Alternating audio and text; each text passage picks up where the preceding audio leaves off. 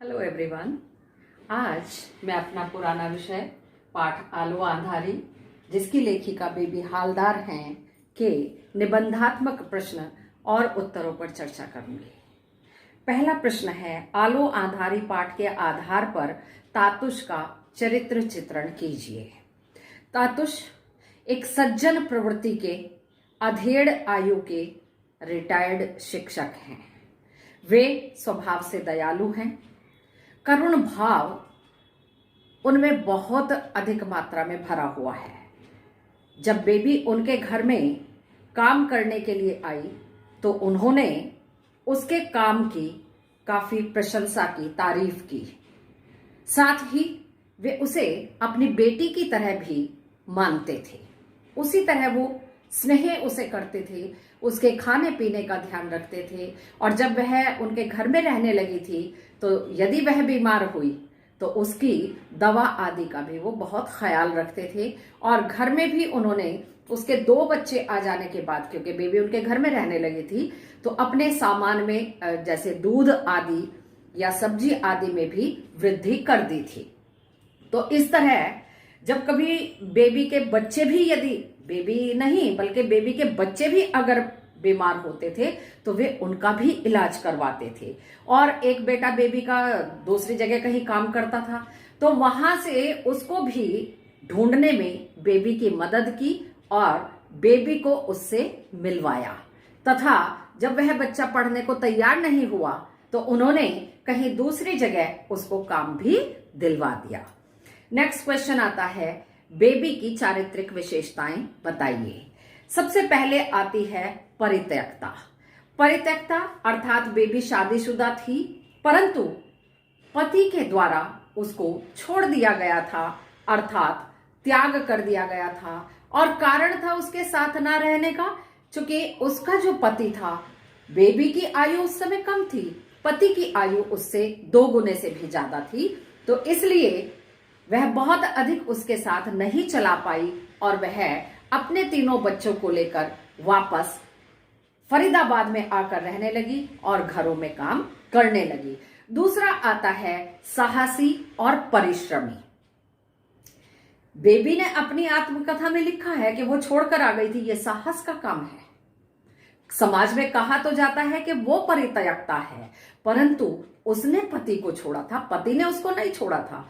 और परिश्रमी, अपने 3 बच्चों को पढ़ाने के लिए, अपना बच्चों के साथ, 3 बच्चों के साथ अपना पालन पोषण करने के लिए बेबी ने बहुत मेहनत की, घरों में काम किया, झाड़ू पोछा, बर्तन सफाई और भोजन खाना बनाने का काम किया, बच्चों को पढ़ाने का भी। हालांकि बड़ा बेटा उसका बड़ा होने के बाद अपने पिता के पास चला गया था। परिश्रमी तो थी ही वो, क्योंकि उसका आत्मकथा लिखना भी उसके परिश्रम का परिचायक है। नेक्स्ट पॉइंट आता है अध्ययनशील। बहुत पढ़ी लिखी नहीं थी। जब उसका विवाह हुआ 6th-7th में रही होगी, कम आयु में उसका विवाह कर दिया गया था, परंतु उसे पढ़ने की एक इच्छा थी और उस पढ़ने की लगन को वह अपने बच्चों के माध्यम से पूरा करना चाहती थी। इसीलिए अपने 2 छोटे बच्चों को उसने विद्यालय भेजा। हालांकि उसके बाद तातुश ने उसकी सहायता की और उसे प्रोत्साहित किया उसकी स्वयं की आत्मकथा लिखने के लिए। परंतु यदि वह अध्ययनशील ना होती तो कोई भी कितना प्रयास कर लेता, वह अपनी आत्मकथा कभी ना लिख पाती। और अंतिम आता है स्नेहमयी माता। स्नेहमयी, वैसे तो हर मां स्नेहमयी होती है, ममत्व उसमें कूट कूट कर भरा होता है। इसीलिए बच्चे यदि गलतियां भी करते हैं तो माता पिता, विशेष रूप से मां, अपनी संतान को क्षमा कर देती है। और यहां बेबी ने अपने बच्चों के अच्छे पालन पोषण के लिए निरंतर परिश्रम किया, विद्यालय भेजा। हालांकि बड़ा बेटा उसको छोड़कर पिता के पास चला गया था, परंतु फिर भी उसने अपने, जब कभी उसकी बेटी कहती कि माँ आप भी कविता सुनाओ, तो वो वैसे ही बच्चों की तरह उसे कविता सुनाती थी। या अपनी पुस्तक देखकर कितना उसे प्रसन्नता हुई और बच्चों को जब उसने दिखाई तो बेबी हालदार लिखा हुआ, साथ में बेबी की फोटो थी। तो बच्चे जब खुश हुए, उनका मुख देखकर मां बहुत खुश हुई थी। नेक्स्ट क्वेश्चन आता है, सजने संवरने के बारे में बेबी की क्या राय थी? सजने संवरने के बारे में बेबी का इस तरफ ध्यान बिल्कुल नहीं था। कोलकाता की शर्मिला दीदी ने लेखिका को अपने घर आने का न्योता दिया, निमंत्रण दिया। साथ में यह भी कहा कि सजने संवरने हम दोनों एक साथ सजेंगे, संवरेंगे, खूब आनंद करेंगे, खूब मजे लेंगे। सजने संवरने की बात पर लेखिका को बड़ा आश्चर्य हुआ। कमाल है, शर्मिला दी उनके घर में भी कोई काम करने वाली रही होगी, और क्या वो उससे भी इसी तरह बात करती हैं जैसे लेखिका के साथ शर्मिला दी जैसे बेबी के साथ करती थी। और बेबी को सजने संवरने जैसा काम बहुत ही समय बर्बादी लगता था, फालतू लगता था। कई बार वो अपनी पड़ोसिनों को देखती थी कि वो यदि कहीं बाहर जाने का कार्यक्रम बनता था उनका, तो वो अपने पति से पूछती थी कि कौन से कपड़े पहने, कौन से ना पहने, फिर पहनकर दिखाती थी। पति उनकी प्रशंसा करता था, तो वो सब बातें उसे फालतू की बातें नजर आती थी, इसलिए उसकी इस तरफ से कोई रुचि उसकी नहीं थी। नेक्स्ट क्वेश्चन आता है, लेखिका बेबी हालदार को पढ़ने लिखने के लिए प्रोत्साहित करने में तातुश का क्या योगदान रहा? पाठ के आधार पर बताइए। पूरा योगदान तातुश का ही था। जब एक दिन लेखिका अर्थात बेबी उनकी लाइब्रेरी में किताबें साफ कर रही थी, झाड़ पोंछ कर रही थी, तो उस समय वह एक बंगला पुस्तक पर उंगलियां फिराती है और उसका बाहर कवर पेज पर जो शीर्षक था, किताब का नाम था और लेखक का था, वह उसे पढ़ने का प्रयास करती है। यह बात तातुश देख लेते हैं। फिर तातुश बेबी के पास आते हैं, कहते बेबी तुम पढ़ना लिखना जानती हो? वो कहती है नहीं, मैं बहुत थोड़ा टूटे फूटा लिखना जानती हूँ, पढ़ लेती हूँ थोड़ा बहुत बांग्ला।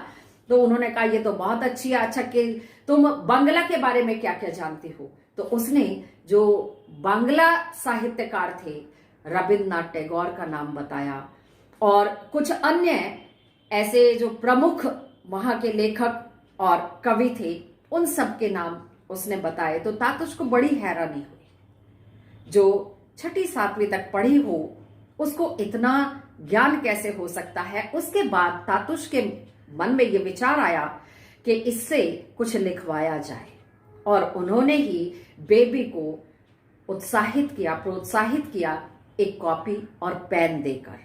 हालांकि साथ में शर्मिला दी और जेठू का भी बहुत योगदान है, क्योंकि उन्होंने अपने पत्राचार के माध्यम से बेबी को उत्साहित किया कि वह लिखे। हिंदी उसे बहुत अच्छी नहीं आती थी उस समय, पर उसने बांग्ला में ही लिखा और वह किताब छपी, और आज बेबी लेखिका के रूप में हमारे सामने है। नेक्स्ट क्वेश्चन आता है, तातुश ने बेबी हालदार के साथ घरेलू नौकरानी जैसा व्यवहार नहीं किया, बल्कि उच्च मानवीय गुणों का प्रदर्शन करते हुए उसके साथ अपनी बेटी जैसा व्यवहार किया। पाठ के आधार पर स्पष्ट कीजिए। बेबी हालदार जब तक दूसरे घरों में काम करती थी, तब तक वह एक नौकरानी की हैसियत से काम करती थी। जब चाहे कोई उसको जवाब भी दे देता था कि भाई बेबी अब आने की आवश्यकता नहीं है। परंतु जब से वह तातुश के घर में आई थी, तो तातुश उसे बिल्कुल अपनी बेटी की तरह स्नेह करते थे और बेबी भी उन्हें पिता की तरह मानती थी। इसीलिए तातुश कहती थी। पिछले अंक में मैंने बताया था कि तातुश बांग्ला भाषा में पिता के लिए प्रयुक्त किया जाता है, पिता को कहते हैं। और यहां बेबी के साथ तातुश ने घरों में काम करने वाली नौकरानी जैसा व्यवहार बिल्कुल नहीं किया, बल्कि बेबी के भोजन आदि का ध्यान रखते थे, उसके बीमारी की अवस्था में उसे दवाई दिलवाते थे, फिर समय पर दवाई देने का भी ध्यान रखते थे। सुबह आने पर बेबी चाय कहाँ है तुम्हारी? मेरी चाय बना दी तुमने, चाय क्यों नहीं बनाई? तुम्हारी चाय कहाँ है? पहले तुम भी चाय लेकर आओ। बिल्कुल ऐसे ही जैसे कोई उनकी सगी बेटी हो। और बेबी भी घर में वैसे ही काम करती थी, बहुत ही किफायत से खर्च करती थी। हालांकि तातुश ने उसके बच्चों के आ जाने पर यह कहा था कि खाना अधिक बना लेना, ऊपर अलग खाना बनाने की आवश्यकता नहीं है बेबी। परंतु बेबी ने भी उस बात का ध्यान रखती थी और बहुत किफायत से चलती थी, कोशिश करती थी कि थोड़ा बहुत ही अधिक बनाए, बहुत ज्यादा ना बनाए। तातुश भी इतना ख्याल रखते थे कि भोजन किया कि नहीं किया, खुद से भी कई बार उसे प्लेट लगा कर देते थे। बच्चे बीमार हो गए तो बच्चों को भी दवाई दिलवाते थे, उनका भी इलाज करवाते थे, यहां तक कि बच्चों के विद्यालय का प्रबंध भी, उसमें प्रवेश दिलवाने में भी तातुश ने अपनी पूरी भूमिका निभाई। और फिर जब बेबी उदास हो जाती थी अपने बड़े बेटे को याद करके, तो तातुश ने उसे भी ढूंढवाने में उसकी मदद की और उससे मिलवाया। उसे भी उन्होंने पढ़ाने का प्रयास किया, परंतु वह पढ़ना नहीं चाहता था, तो एक दूसरी कोठी में उसको काम भी उन्होंने दिलवाया। और फिर लेखिका को, बेबी को लेखिका बनाने में तातुश का बहुत बड़ा योगदान है, या उसके परिजनों का, जेठू और शर्मिला दी का। यानी एक तरह से बेबी का पूरा व्यक्तित्व बदलकर तातुश ने रख दिया, पूरा व्यक्तित्व बदल दिया उसका। नेक्स्ट क्वेश्चन आता है, तातुश के घर में सब सुख होने पर भी लेखिका का मन उदास क्यों हो जाता था? उसकी इस उदासी को दूर करने के लिए तातुश ने क्या किया? लेखिका जब से तातुश के घर में आई थी तो वह बिल्कुल ऐसे रहती थी कि जैसे अपने घर में रह रही हो। भोजन की, दूध की, चाय पानी की, दवाई की, बच्चों की पढ़ाई की, उनके पालन पोषण की, उनके खेलने की, अर्थात कहने का तात्पर्य है कि एक मध्यम वर्गीय परिवार में जिन सुख सुविधाओं का होना आवश्यक माना जाता है या लोग उपभोग करते हैं, वो सारी सुख सुविधाएं बेबी और उसके बच्चों को तातुश दे रहे थे। परंतु इस सब के बाद भी कई बार बेबी उदास हो जाती थी। एक दिन तातुश ने पूछा, तुम्हारी उदासी का क्या कारण है? क्यों उदास हो जाती हो? कोई कमी है? पूछा उससे, भाई बच्चों के लिए प्रसन्न नहीं हो, तो विद्यालय भी जा रहे हैं, तुम्हारी कोई प्रॉब्लम है? तब उसने तातुश को बताया कि इनसे बड़ा मेरा एक और बेटा है, वो कहीं काम करता है। कहाँ काम करता है? अब ये तो नहीं जानती थी कि कहाँ काम करता है, पर इसने जो बताया कि वहां उस कोठी के पास मेडिकल स्टोर है। अब कितने मेडिकल स्टोर हैं? तो वो ढूंढकर तातुश ने किसी तरह उसका पता लगाकर बेबी से उसको पहले तो फोन पर बात करवाई कि बात करो, और बेबी बहुत प्रसन्न होती है, ये मेरा बाबू कहकर उसकी आंखों में आंसू आ जाते हैं। उसके बाद तातुश उसे मिलवाने के लिए अपने घर में भी लाए। हालांकि वो आने के लिए तैयार नहीं था कोठी से, पर तातुश लेकर आए और उसके लिए भी प्रयास किया, परंतु वह फिर दूसरी कोठी में काम के लिए उसको भेज दिया। कारण वह पढ़ना नहीं चाहता था, बेबी के साथ उस समय भी रहना नहीं चाहता था। नेक्स्ट क्वेश्चन आता है, लेखिका बेबी हालदार की मुलाकात सुनीति से कब और कहां हुई थी? लेखिका ने कैसे समझ लिया कि वह अब कहीं और जा चुकी है? जब तातुश ने लेखिका बेबी से कहा कि बेबी पास में पार्क है, बच्चों को लेकर जाया करो, थोड़ा खेलेंगे और तुम्हारा भी मन बहल जाएगा, पूरा दिन घर के काम में लगी रहती हो। बेबी वहां जाने लगी। वहां एक और बंगला लड़की जिसका नाम सुनीति था, वह बेबी को मिली, क्योंकि वह भी एक कोठी में काम करती थी। उनकी बच्ची को वो घुमाने के लिए, खिलाने के लिए वहां उस पार्क में आती थी। धीरे धीरे इन दोनों की मित्रता हो गई, और मित्रता होने के बाद ये बच्चे खेलते रहते थे और ये दोनों बातें करती थी अपनी अपनी। उसके बाद एक दिन सुनीति ने इसे बताया कि मैं अब काम छोड़कर यहाँ से जा रही हूँ, क्योंकि मेरे जो स्वामी हैं, मालिक हैं, उन्होंने मुझे कहा है कि अब उन्हें काम की आवश्यकता नहीं है। तो बेबी ने उसे कहा कि कल तुम आओगी तो अपना एड्रेस दे जाना मुझे, मैं भी तुम्हें अपना दे दूंगी, फोन नंबर भी आदान प्रदान कर लेंगे, ताकि हम बाद में भी एक दूसरे के संपर्क में रह सकें। परंतु अगले ही दिन सुनीति नहीं आई। बेबी बड़ी उदास हुई, और बेबी ने देखा कि जिस लड़की को सुनीति उस पार्क में लेकर आया करती थी, आज उस लड़की को लेकर उसकी मां खिलाने के लिए उस पार्क में आई है। तब बेबी ये बात समझ गई कि सुनीति काम छोड़कर जा चुकी है। हालांकि सुनीति ने यह कहा था कि कल के बाद जाऊंगी, परंतु बेबी ये समझ गई कि सुनीति अब यहां से जा चुकी है। और आज का अंतिम क्वेश्चन है, तातुश के बंधु ने कोलकाता से लेखिका के लिए पत्र में क्या लिखा? उसे पढ़कर लेखिका की क्या प्रतिक्रिया हुई? तातुश के बंधु, जिन्हें लेखिका जेठू कहती थी, उन्होंने लेखिका की रचना पढ़ी और तातुश को भी एक पत्र लिखा, जिसमें उन्होंने लिखा, तातुश को पत्र लिखा, तातुश के माध्यम से बेबी को पत्र लिखा। प्रिय बेबी, मैं बता नहीं सकता कि तुम्हारी डायरी पढ़कर मुझे कितना अच्छा लगा। मैं जानना चाहता हूं कि इतना अच्छा लिखना तुमने कैसे सीखा, कहां से सीखा। तुम्हारा लेखन बहुत उत्कृष्ट है। तुम्हारे तातुश ने सचमुच में तुम्हारे द्वारा ये डायरी लिखवाकर, तुम्हारी आत्मकथा लिखवाकर सच में, वास्तव में एक कोहिनूर हीरा ढूंढ लिया है। तुम बहुत अच्छा लिखती हो, तुम ये बात समझ नहीं सकती हो। मैं बहुत ही लज्जित हूं कि मैं तुम्हें बांग्ला में नहीं लिख सकता, क्योंकि जेठू हिंदी में लिखते थे, शर्मिला दी भी हिंदी में लिखती थी। तो यहां जेठू ने अपनी इस कमी को भी यहां प्रदर्शित किया है, अभिव्यक्त किया है। मैं बांग्ला पढ़ तो सकता हूं, पर लिख नहीं सकता। मैं तुम्हारे तातुश से 1 वर्ष बड़ा हूं, इसलिए आयु में भी, या इस वयस में भी, उम्र में अर्थात, तुम्हें चिट्ठी लिखने के लिए मैं बांग्ला लिपि सीखने के लिए तैयार हूं। मैं सीखूंगा। मेरी इच्छा होती है कि तुमसे पत्राचार के लिए मुझे बांग्ला सीख लेनी चाहिए, पर लगता है कि मैं कर नहीं पाऊंगा या संभव नहीं हो पाएगा। यह कारण था उनकी व्यस्तता का। तुम कुछ किताबें पढ़ो और तातुश के पास बैठकर बांग्ला अभिधान अर्थात डिक्शनरी रोज लेकर बैठा करो, उसमें शब्द और उनके अर्थों को देखा करो, अर्थात अभिधान यानी डिक्शनरी के पन्ने पलटा करो।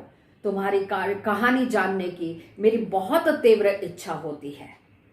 यहां मेरे जिन बंधु बांधवों ने तुम्हारी यह डायरी पढ़ी है, वे सभी तुम्हारे लेखन को एक चमत्कारिक लेखन मानते हैं।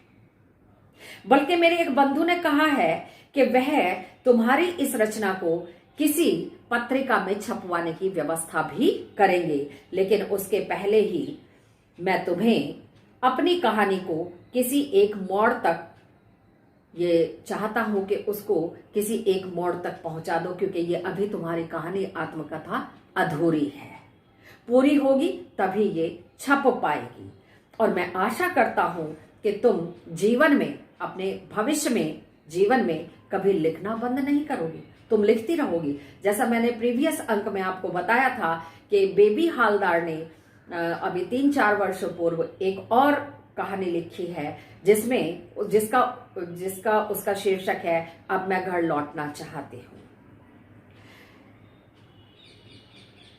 इस बात को कभी मत भूलना कि भगवान ने इस धरती पर तुम्हें केवल लिखने के लिए भेजा है, और घरों में काम करना ये तो एक पालन पोषण का माध्यम है। क्योंकि लिखने के लिए भेजा है, इसीलिए तुम तातुश के घर तक पहुंची हो, हम हमारे संपर्क में आई हो। इसलिए तुम्हारा लिखा हुआ, यहां जितने भी बंधु हैं, साहित्यकार हैं, छापा खाने वाले हैं, उन सबको तुम्हारा लेखन बहुत पसंद आया है। हालांकि बेबी की राइटिंग बहुत सुंदर नहीं थी, लिखावट बहुत खराब थी, और लिखने में उससे गलतियां भी होती थी, स्पेलिंग मिस्टेक भी होती थी, पर कोई बात नहीं, वो सब भी सुधर जाएगा। और लेखिका को यह बात पढ़कर इतना अच्छा लगा, क्योंकि लेखिका स्वयं जानती थी, और उन्होंने तातुश को भी कहा था कि मुझे लिखना, बांग्ला भी लिखना मुझे बहुत अच्छा नहीं आता, मेरे से गलतियां होती हैं, त्रुटियां होती हैं। तातुश ने कहा नहीं, तुम्हें जैसा भी आता है वैसा ही तुम लिखो। तो इस तरह घरों में काम करने वाली बेबी एक लेखिका बनी। यह उसकी संपूर्ण कहानी है। आज ये कहानी यहां समाप्त हो जाती है, और बस एक बात कहकर मैं अपनी वाणी को विराम देती हूं कि यदि व्यक्ति में लगन है किसी भी कार्य के प्रति, चाहे वो आपका पढ़ाई का काम है, किसी कंपटीशन को क्लियर करने का काम है, घरों में काम करने का काम, घरों का मतलब इस तरह का काम नहीं जैसा बेबी करती थी, अपने घर का काम करने का है, कोई भी है, यदि हम उसको जुनून बना लेते हैं, पैशन बना लेते हैं, लगन लग जाती है, तो डेफिनेटली हमें उसमें सफलता मिलती है। आप सभी के लिए all the best. Thank you students.